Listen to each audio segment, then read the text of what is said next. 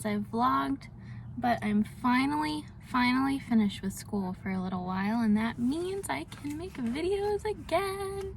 So I'm very happy to be back. I'm gonna try to do some reading vlogs coming up this summer. But before I jump into this reading vlog, I had filmed like a cute little go on an adventure with me, or I tried to start filming it and I never really finished it off.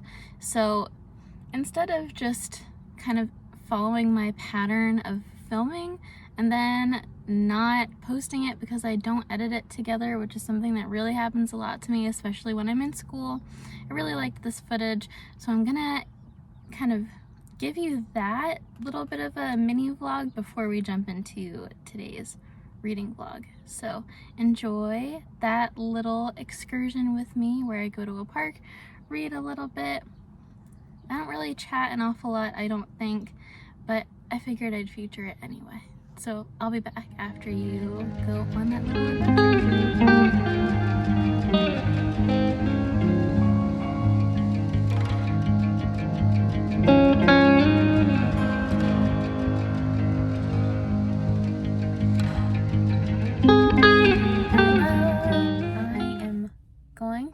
A little bit of a vlog today. I haven't done one of these in a very long time. School has been crazy, work has been busy, but I have the day off today and I wanted to spend a little time just relaxing, reading, and I thought I might share it. So I went, and I didn't document this, but I got a bagel. I have it here. I went to my favorite place and I'm at a park nearby and I have my Kindle with me. I'm thinking I might work on reading the book that I started reading last night. I have been on a bit of a roll. I was in a slump in May and in the beginning of June, and now I've kind of hit my stride and I've read a few books that I've really enjoyed. I read True Grit and that was a lot of fun, and that was kind of like a fun Western romp. And now I'm reading The Moth Keeper, I'm pretty sure it's called, and that's like a fun, cozy, I think it's a middle grade graphic novel. And I have that on my Kindle, so I'm just going to go find a spot to maybe listen to my audiobook. I'm also hoping to listen to the beginning of The House in the Cerulean Sea by TJ Klune. That is the book club pick for my book club. I picked it, so I have to get that started pretty soon as well before the end of the month rolls around. I'm being indecisive of where I want to sit in the park, so I might drive around just a little bit more because I'm parked like at the way back of the park, and now I'm like, but I'm not close to the water and the fun stuff. So it's like I have to pick and choose. Do I want to be near the people? Don't know if I want to be near the people, but then I'm far away from the water and the pretty things. So I'm gonna do a little exploring and you'll see where I end up.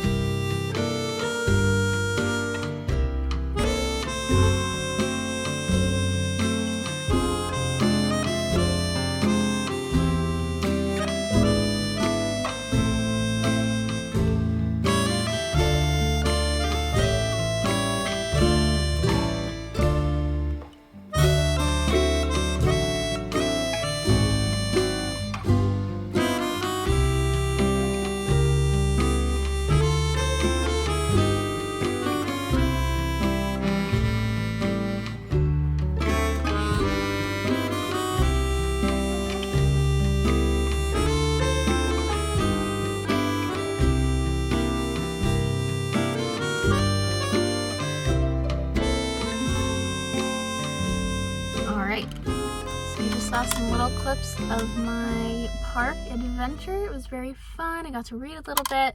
My library book expired and I forgot about it, so I read a little bit of the third volume of Yona of the Dawn, and now I'm going to go gather some produce. I'm very fortunate in that I live in an area where there are a lot of like side of the, it sounds sketchy, but it's actually a beautiful thing, like side of the road produce stands and that sort of thing.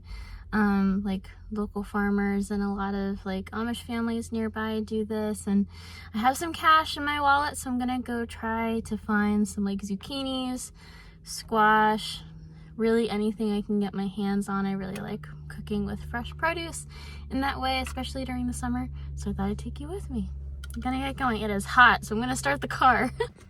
All right, friends, we've made it to our first stand. And they have strawberries and another kind of berry I cannot tell. So we're gonna go. We're gonna go.